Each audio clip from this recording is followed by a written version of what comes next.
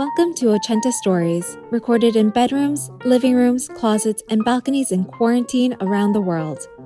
In each short standalone piece, artists, writers, creators, podcasters, and more answer the question, what do you want to hear when this pandemic is over? I'm your host this week, Haley Choi. Before we begin, I'd like to recommend a brand new show from Studio Ochenta and Tracks on PRX, Cultureverse. It's a show that brings myths and legends alive in the modern world and inspires listeners to learn more about the cultures that surround them. Hosted by Kelly Marie Tran and Yara Shahidi. For more information about the project, check out ochentastudio.com/cultureverse and subscribe to Cultureverse wherever you get your podcasts. And now, on with the show. This week's episode is about confronting cultural dissonance in family relationships and coming to a greater understanding of one another. Nikki explores her relationship with her mother after she moves back home during the pandemic. The story has been produced in English and Greek. And now, without further ado, Mitera by Nikki Hatsidas.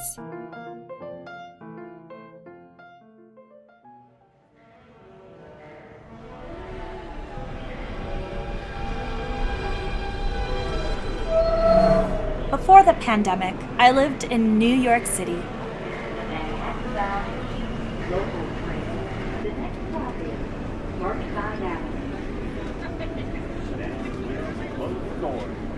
On one of my mom's visits, we were sitting side by side on the subway heading downtown. I think we were talking about what to do about dinner that night. Suddenly, she turns to me and asks, "So, how many men have you slept with?" I'm used to questions like these coming out of the blue. I often wonder if it's something left over from the old country. Do all Greek people do this? And in public spaces?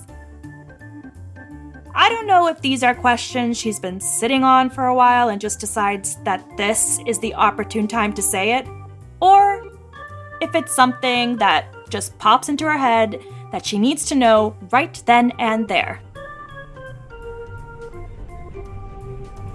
Luckily, she says it in Greek. I began to argue with her, also in Greek, in a half-empty subway car in the middle of the afternoon, about sex. Particularly, how it wasn't really any of her business. You came out of me, which is her argument whenever I ask for privacy, which I'm certain is a Greek thing. Just tell me that there have been men. It's just sex. It's like a sausage going in and out. It's no big deal. Okay, please stop talking. I have had sex. I might have shouted in English. In the end, my mother sighs in relief and goes quiet. I would be remiss if I didn't say that this is how most of our conversations go. Me exasperated and mortified, she going silent or moving on to some sort of small talk. The relationship between my mother and I has always been a tug and pull between my mother's traditional Greek ideas and values and my yearning to just be like any other American girl.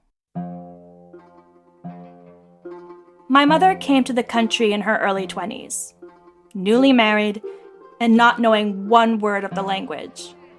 So she mainly hung out where she felt comfortable, among other Greek immigrants. Even so, she adapted to some American thinking and raised her 3 daughters with the notion of getting an education, being independent, and never having to rely financially on anyone, especially a man. But sometimes, in a very confusing way, she would fall back on some of those traditional ideas. After I graduated from grad school, my mom would pester me about boyfriends. Why aren't you in a serious relationship?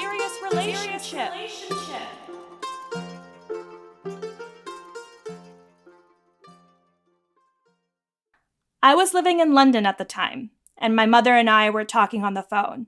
And out of the blue, she says, "Nikki, I think you should have a baby." I had already told my mother many times that I wasn't planning on having children.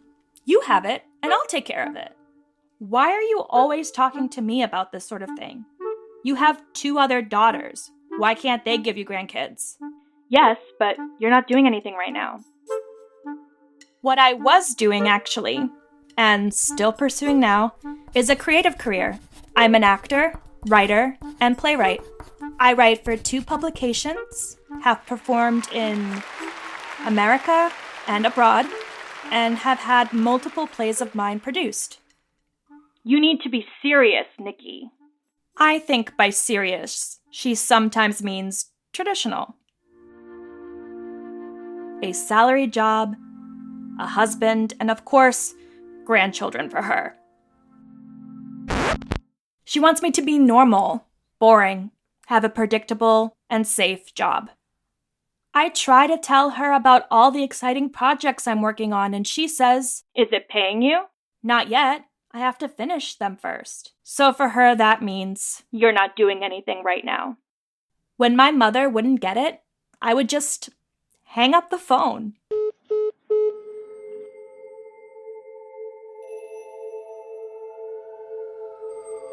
I was in New York when the pandemic came. States of emergency across this country, and now here in New York City, a state of emergency declared as well. Sirens wailing at all hours. Crisis in New York reaching a critical mass. Makeshift hospitals being pitched up in Central Park. And death decisions. And millions of people all around us, completely devastated.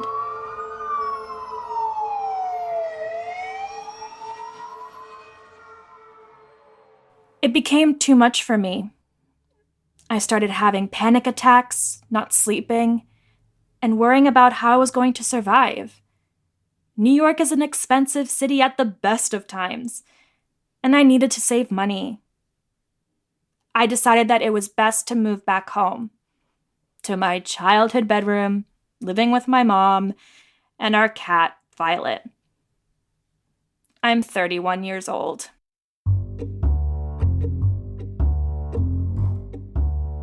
I quickly had to set some ground rules. My mom doesn't really know what a closed door means. She comes into my room without knocking. This would not work if I was in the office, in the middle of a Zoom meeting, or filming a self-tape or writing. So I had to explain that if the door is closed, you cannot come in.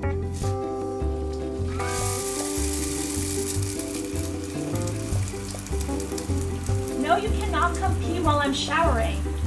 I don't care if you're my mom. You're not entitled to see me naked. It's nothing I haven't seen before. And if we disagree on something, it's not like I can really hang up on her now.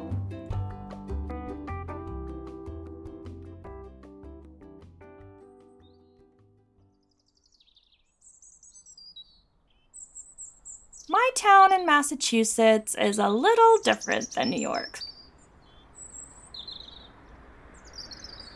Even though it's a college town, it's pretty quiet. If you hear a siren, it's an event. There is usually the sound of country music coming from passing cars or from the neighbor's house. People in Massachusetts want to be in a Western movie for some reason.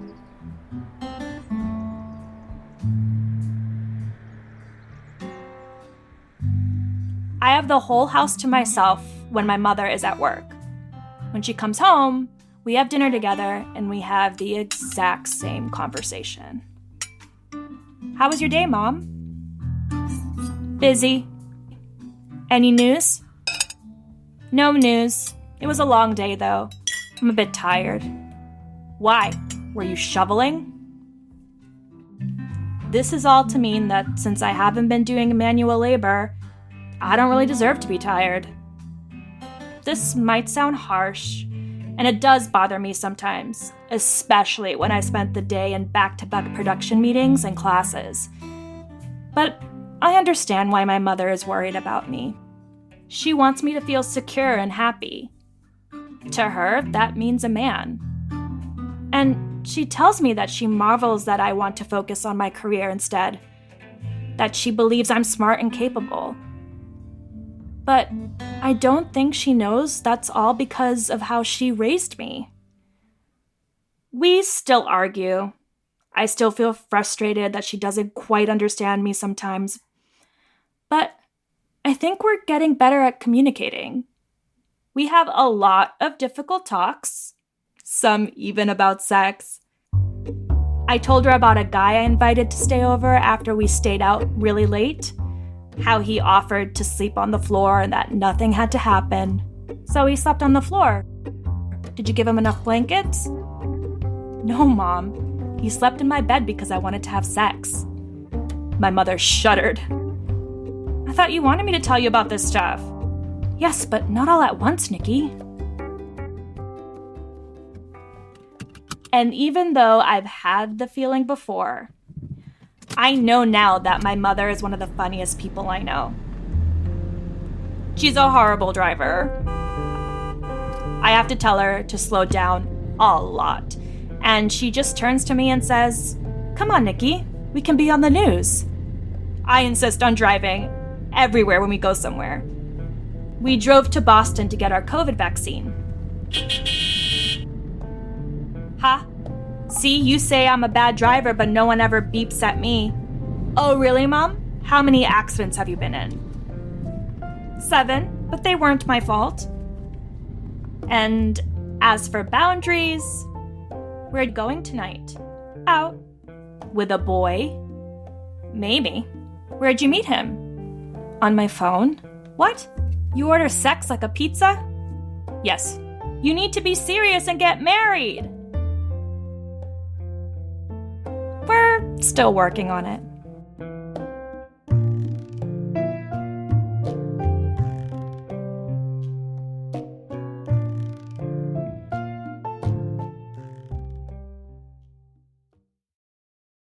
Mitera by Nikki Hatsidas in Greek.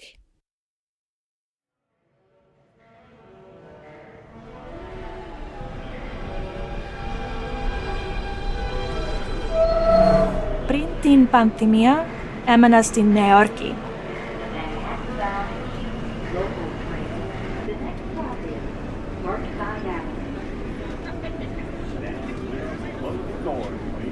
Σε μια από τις επισκέψεις της μαμάς, καθόμασταν δίπλα-δίπλα στο μετρό, κατεβώντας στο κέντρο της πόλης. Νομίζω ότι μιλούσαμε για το τι θα φάμε για το δείπνο το βράδυ. Ξαφνικά γυρίζει σε μένα και μου ρωτάει «Με πόσους άντρες έχεις κοιμηθεί?» Είμαι συνηθισμένη σε αυτές τις ερωτήσεις που βγαίνουν από το τίποτα.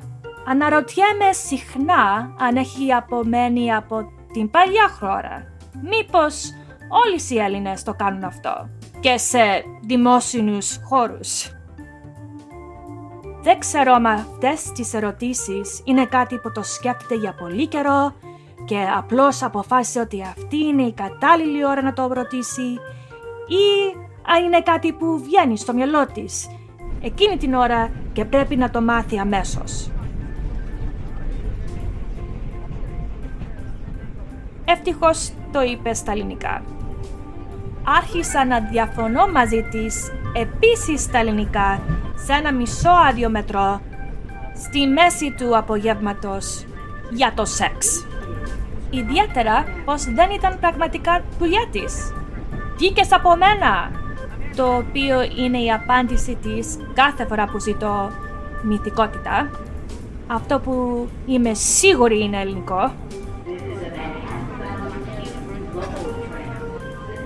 Απλώς πες μου ότι υπήρχαν άντρες. Είναι μόνο σεξ. Είναι σαν ένα λουκάνικο που πάει μέσα και έξω. Σε παρακαλώ, σταμάτα να μιλάς. Έχω κάνει σεξ. Ίσως φώναξα στα αγγλικά.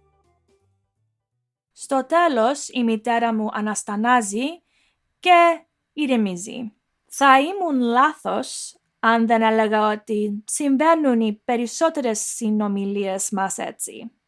Εγώ ενοχλημένη και να ντρέπομαι και αυτή να μην μιλάει άλλο ή να αρχίζει μια ψιλοκουβέντα. Η σχέση μεταξύ της μητέρας μου και εγώ ήταν πάντα μια τράβηγμα μεταξύ των παραδοσιακών ελληνικών ίδιων και Ahion